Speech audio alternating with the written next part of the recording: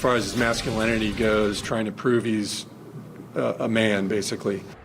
The FBI says the FedEx mass shooting that killed 8 people was not a hate crime. Today, we also learned investigators believe the 19-year-old was trying to prove his manliness before killing himself. We begin tonight with news aides Richard Essex. He's been covering this tragedy since day one and joins us live now with what the FBI's final investigative report had in it.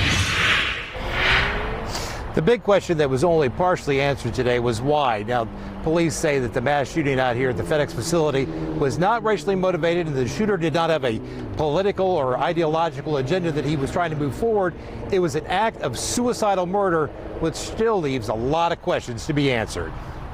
So through interviews, through documents reviewed, through things we get through subpoenas and search warrants, in this case, as far as his masculinity goes, trying to prove he's a man, basically. That is the opinion of the FBI's Special Behavior Unit. They say that Brandon Hull was out to commit suicidal murder.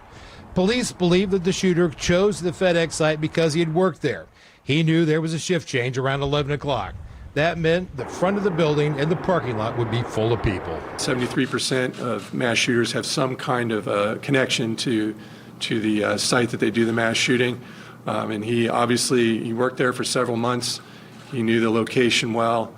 He knew that there would be a large group of people there that he would consider targets. Hull had come to the FedEx facility on the far west side of Indianapolis around 10:50 the night of April 15th. Police say that there was a brief conversation with a security guard about his employment status. Hull then returned to his car, then minutes later came back from his car, emerged with 2 rifles, and started shooting at a FedEx employee coming towards the building. Shooter then entered the employee entry locker room area and immediately began firing at employees that were gathered there in that area.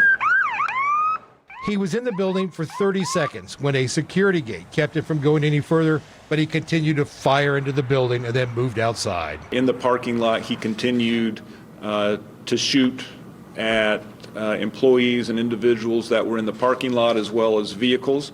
He was very indiscriminate in his selection of his targets. During the shooting, one FedEx employee was able to get a handgun from his car and fired once at the shooter. He did try to protect those around him, and then that's when he left the scene and called 911. The shooting was over in less than 4 minutes when the shooter took his own life, right before police had arrived. Police say that the shooter acted completely on his own, with the sole intent of taking his own life and as many people as he could in the process. A search of his computer did reveal that he had looked at Nazi propaganda, but federal law enforcement don't believe the attack was racially motivated. Viewing of mainly World War II Nazi-type propaganda, it was an extremely small percentage of his overall viewing. Planning this attack for at least 9 months, and that he had considered other locations, but police aren't telling us exactly where those locations are. On the far west side of Indianapolis, Richard Essex, Wish TV, wishtv.com, and follow us on Facebook.